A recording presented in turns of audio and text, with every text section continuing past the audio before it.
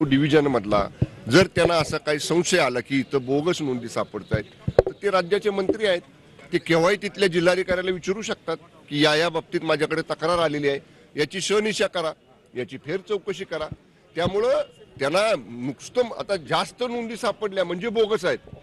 जर दुर्दैवानं याच्यापूर्वी त्या नोंदी शोधल्या गेल्या नसतील, त्या नोंदी बारकाईनं तपासल्या गेल्या नसतील आणि त्या आता तपासात पुढे येत असतील तर ही सरकारी दप्तर कोणी बदलत नाही ना. आपण बघताय आता बऱ्याच वेळा आपण टीव्हीवरती दाखवता की किती जीर्ण कागदपत्र आहेत, किती जुनी कागदपत्र आहेत. मग आज जर एखादा समाज त्या नोंदी सापडल्या नाहीत म्हणून वंचित राहत असेल तर त्या नोंदी सापडवणं, त्या नोंदी शोधणं, त्याची ऑथेंटिसिटी तपासणं ही सरकारची जबाबदारी आहे. सरकार ते काम करतंय.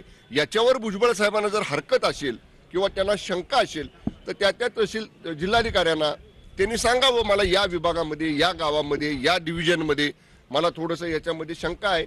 जरूर त्यांची शंका जर तथ्य असेल तर आम्ही तपासून घेऊ. जवळ येते आहे आणि अशा पद्धतीने वादग्रस्त वक्तव्य भुजबळ करतात, त्यामुळे कुठेतरी तेढ निर्माण होत आहे. माझं हेच म्हणणं आहे, माननीय भुजबळ साहेब असतील किंवा आम्ही इतर कोणी मंत्री असू, आता हा प्रश्न सुटण्याच्या मार्गावरती आहे. माननीय मुख्यमंत्री महोदयांची आणि दोन्ही उपमुख्यमंत्री महोदयांची याच्यासाठी आणि संपूर्ण मंत्रिमंडळाचे याच्यासाठी सांघिक प्रयत्न सुरू आहेत.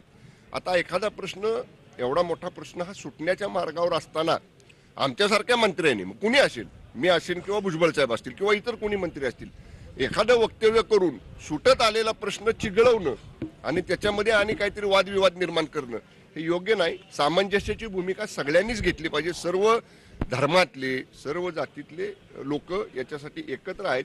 त्यामुळं मराठा आणि ओबीसी किंवा मराठा आणि इतर सर्व असा काही वाद निर्माण करणं गरजेचं नाही. सामंजस्यानं या सगळ्या बाबतीतला समतोल राखण्याचा प्रयत्न माननीय मुख्यमंत्री एकनाथजी शिंदे साहेबांचा आहे. ओके, धन्यवाद. तर जास्त नोंदी सापडलेल्या आहेत, प्रश्न सोडवण्यासाठी आमचे प्रयत्न सुरू आहेत असं देसाईंनी म्हटलेलं आहे. मराठा आरक्षणाचा प्रश्न सोडवण्यासाठी सर्वजण एकत्र आहोत असं देखील देसाईंनी म्हटलंय.